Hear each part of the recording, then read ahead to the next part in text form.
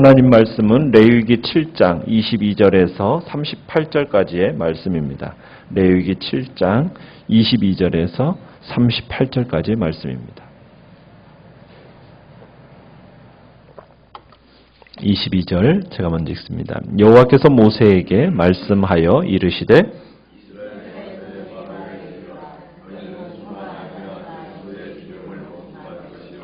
스스로 죽은 것의 기름이나 짐승에게 찢긴 것의 기름은 다른 데는 쓰려니와 결단코 먹지는 말지니라.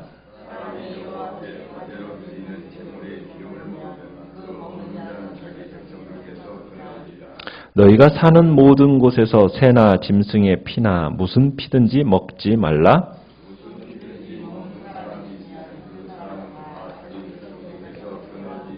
여호와께서 모세에게 말씀하여 이르시되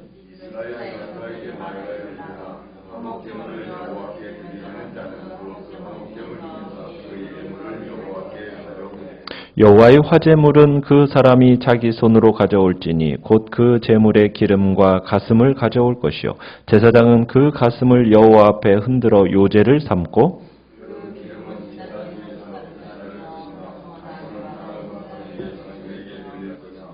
또 너희는 그 화목제물의 오른쪽 뒷다리를 제사장에게 주어 거제를 삼을지니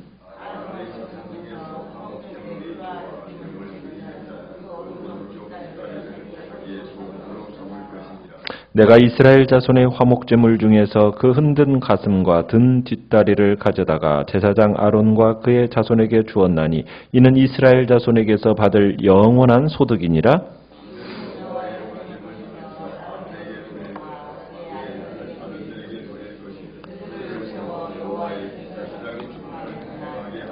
곧 그들에게 기름 부은 날에 여호와께서 명령하사 이스라엘 자손 중에서 그들에게 돌리게 하신 것이라. 대대로 영원히 받을 소득이니라.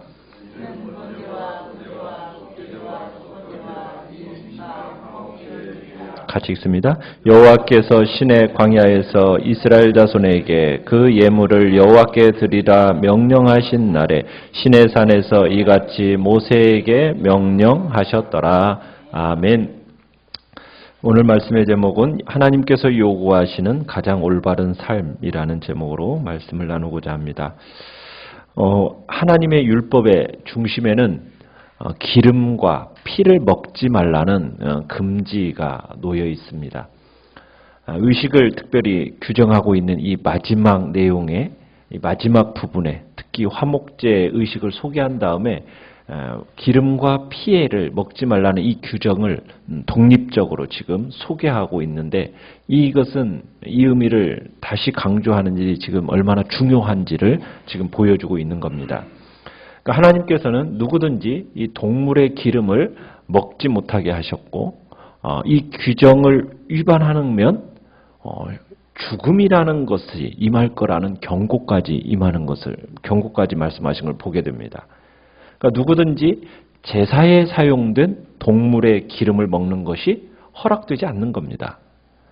누구든지 그리고 죽거나 찢겨진 채 발견된 그 동물의 기름을 사용하는 것은 허락이 되지만 그 기름을 먹는 것은 허락이 되지 않습니다. 25절에서도 누구든지 제사에 사용된 동물의 기름을 먹으면 어떻게 된다고 얘기하고 있습니까? 백성 중에서 끊어질 것이다. 구약에서 이 기름이라는 게 뭘 의미하는 걸까? 뭘 상징하는 걸까? 기름은 가장 좋은 부분을 상징을 합니다. 가장 좋은 부분.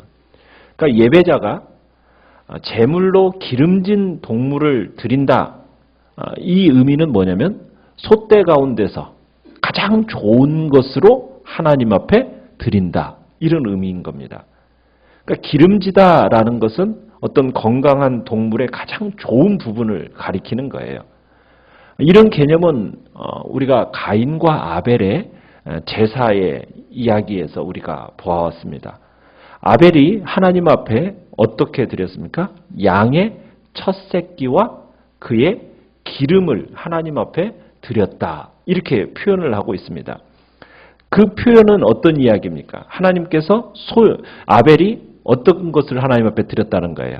소유물 가운데서 가장 좋은 것을 하나님께 드렸다라는 의미인 겁니다. 그러니까 동물의 기름, 이 동물의 기름이라는 것은 여호와의 것으로 돌려졌다라는 것은 가장 좋은 것, 최고의 것을 하나님께 드렸다라는 것을 어떻게 드렸다라는 어떤 상징적인 몸짓이 바로 이 여호와께 기름을 드렸다라는 그런 의미인 겁니다. 그런데 기름을 먹었다. 특별히 하나님 앞에 드려지는 이 제물의 기름을 먹었다라고 하는 것은 결국 무슨 의미겠습니까? 하나님께 드려진 하나님의 소유를 침해했다라는 의미가 드는 겁니다. 하나님의 것을 내가 먹어버렸다라는 거죠.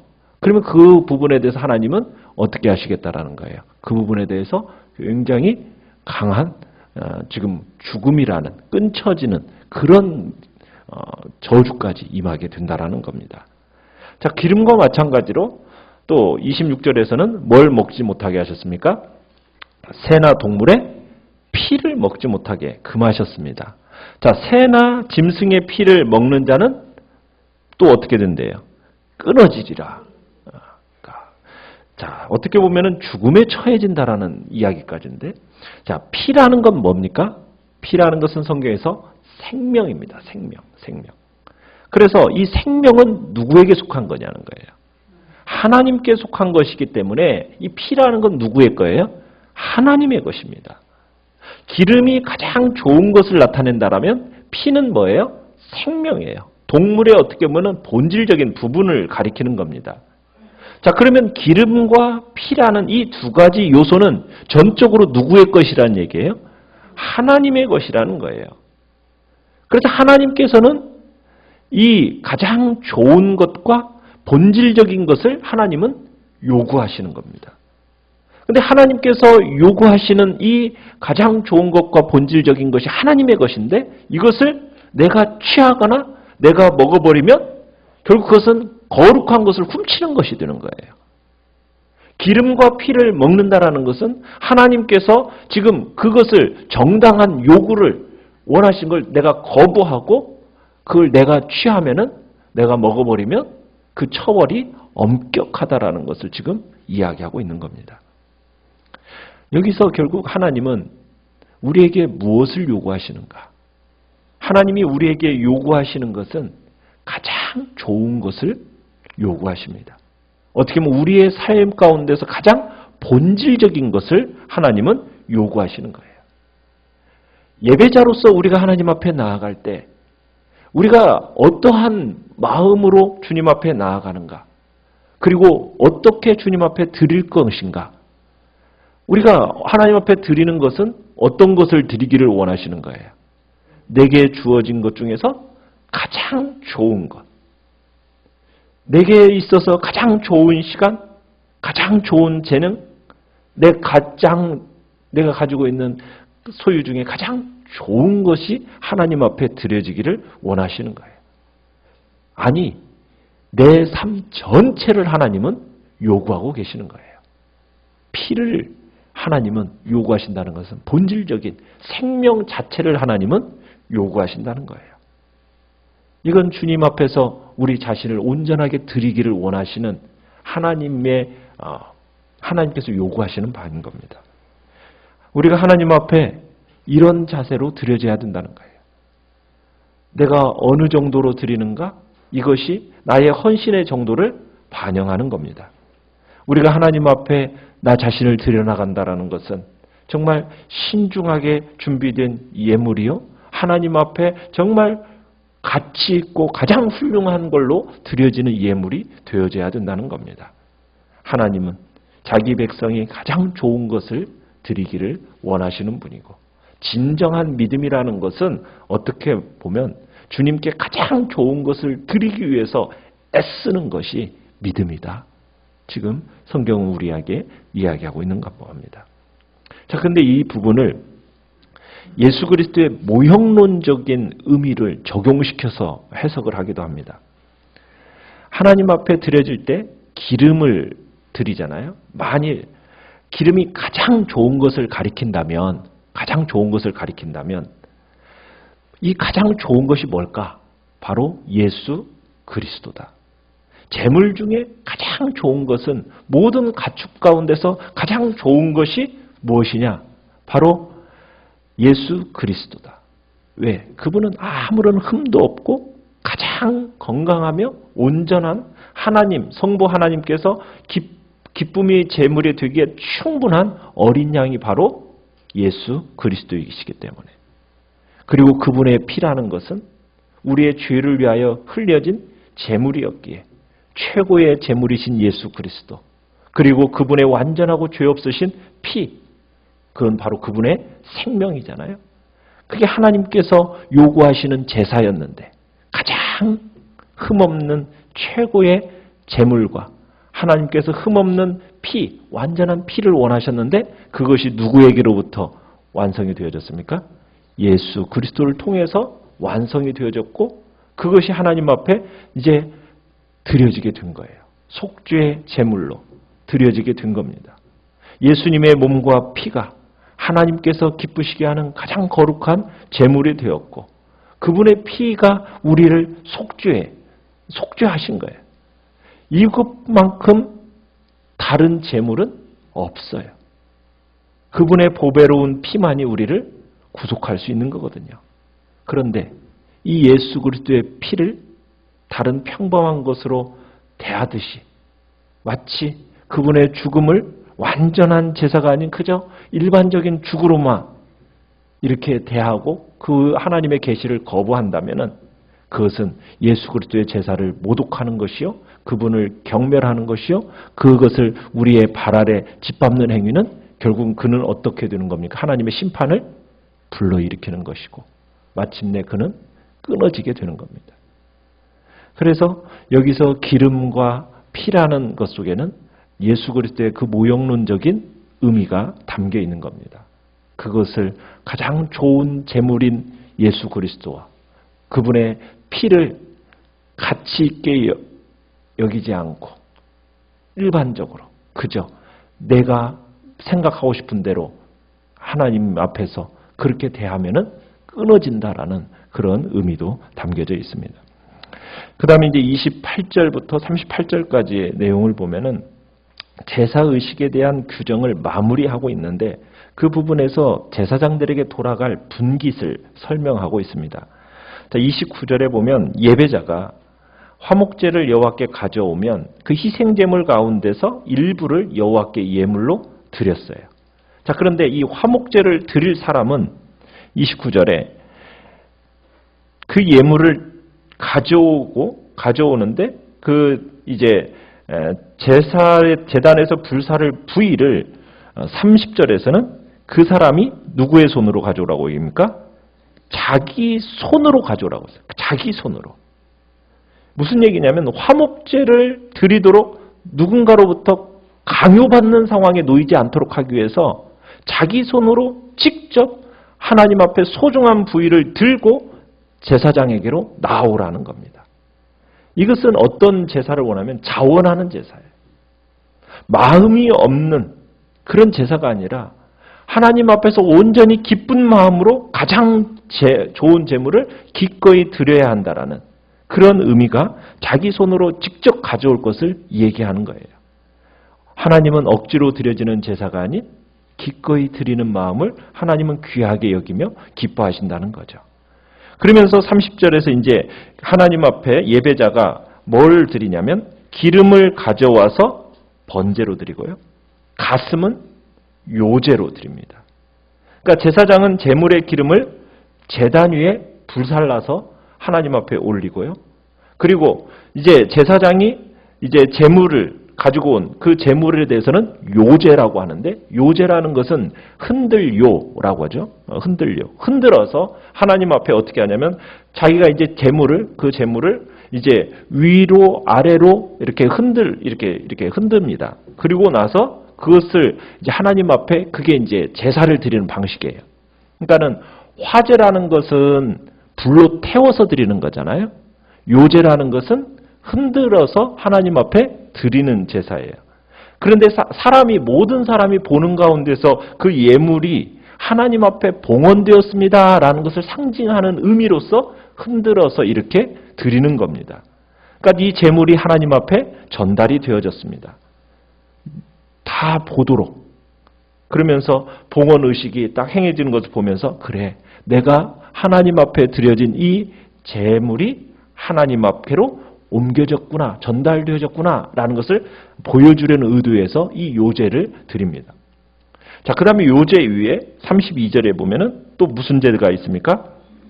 거제가 있죠. 거제. 자, 거제는 동물의 오른쪽 뒷다리에 행해졌어요. 화목제로 드리는 이 짐승의 고기 중에서 제사장들에게 오른쪽 뒷다리를 주어서 거제를 삼게 했는데, 거제라는 건 뭡니까? 들거. 그죠? 들거. 그러니까 거제는 제사장이 제물을 가질 때 이제 드리는 제사인데, 제물을 어떻게 해요? 여호와께 높이 들었다가 다시 내리는 거예요. 이게 무슨 의미일까요? 원래는 하나님의 것이었는데 이것을 하나님이 다시 나에게 주신다. 이 표현이 이제 제사의 방법입니다. 그러니까 하나님께 높이 지켜둔 이 부위가 누구에게 선물로 주어지냐면 제사장에게 선물로 주어지는 거예요. 그걸 묘사하는 겁니다. 그래서 가슴과 그 뒷다리는 제사장의 영원한 소득이 될 거라고 얘기를 하고 있습니다. 그죠? 33절, 34절에 보면은 가슴과 뒷다리는 이스라엘 제사장 아론과 그의 자손에게 주었고 이스라엘 자손에게 받을 영원한 소득이 되었다. 그렇게 표현을 하고 있어요. 자, 아론과 그 자손이 얻은 소득이 자, 누가 준 겁니까? 이스라엘 자손이 준 것이 아니라 누가 준 거라는 거예요. 하나님이 주신 선물이다라는 의미로 지금 거제가 사용되진다고 얘기하고 있어요. 그러니까 하나님 앞에서 아론과 그의 자손들은 이스라엘 자손들이 그 자신들의 양식을 제공하는 게 아니라 누가 제공하는 거다. 하나님이 제공한다라는 것을 분명히 깨닫기를 원하시는 거예요. 자신들의 소득을 제공하는 사람이 누구인지를 깨닫기를 원하시는 겁니다. 사람은 자신이 소득을 제공하는 자에게 어떻게 보면은 충성하잖아요. 감사하고 충성을 하잖아요. 제사장이 자신에게 소득을 주는 자들이 이스라엘 자손이라고 생각을 한다면은 어떻게 했어요? 그 마음이 사람들에게 향하게 되잖아요. 그렇지 않겠습니까? 저 사람들이 줘야 내가 먹고 사는데 이렇게 되잖아요. 그런데 그게 아니라는 거예요. 지금 제사장들에게 거제로서 드린다는 것은 네가 지금 받는 이것은 하나님이 주시는 선물이다. 네가 얻게 되는 이 소득이라는 것은 하나님이 주시는 거다. 백성들이 주는 게 아니고 사람이 주는 게 아니다. 그래서 제사장으로 하여금 백성이 아니라 하나님께 감사하고 하나님을 위해 충성을 다할 것을 요구하고 계시는 겁니다. 오늘 우리가 살아가는 모든 성도들에게도 마찬가지입니다. 우리도 왕같은 제사장으로 하나님 앞에 부름을 받았습니다. 여러분의 소득을 책임지는 이가 누구입니까? 직장에 다니는 사람, 사업을 하는 사람, 내게 찾아오는 고객이, 사람이, 상사가, 공무원이라면 국가가 내게 그 모든 소득을 책임진다고 생각하기 쉬운데 아니라는 거죠. 결국 근본적으로 우리의 소득을 책임지시는 분이 누구인가? 하나님이심을 말씀하고 있는 겁니다. 그래서 우리는 누구에게 감사하고 누구에게 충성해야 할 건가? 우리의 가장 제1의 대상은 하나님이심을 말씀하고 싶으신 거예요. 우리는 세상이 아니라 사람이 아니라 하나님께 감사하고 충성함으로 나의 생계를 책임지시는 이, 자기 백성의 생계를 책임지시는 이는 하나님이심을 우리들이 끊임없이 기억하면서 그 하나님의 은혜를 계속 누리는 그런 지혜로운 성도가 되기를 주님은 원하시는 겁니다. 그래서 오늘 한 날도 하나님께서 내게 베푸시는 은혜, 내게 주어지는 모든 것들이 하나님께로부터 나왔음을 알고 그리고 내게 주어진 이 생명까지도 내가 주님 앞에 기꺼이 드리는 정말 내게 가장 좋은 것으로 하나님 앞에 드리는 자로 내가 나아가겠다. 이런 결단이 우리 안에 있기를 간절히 축원합니다.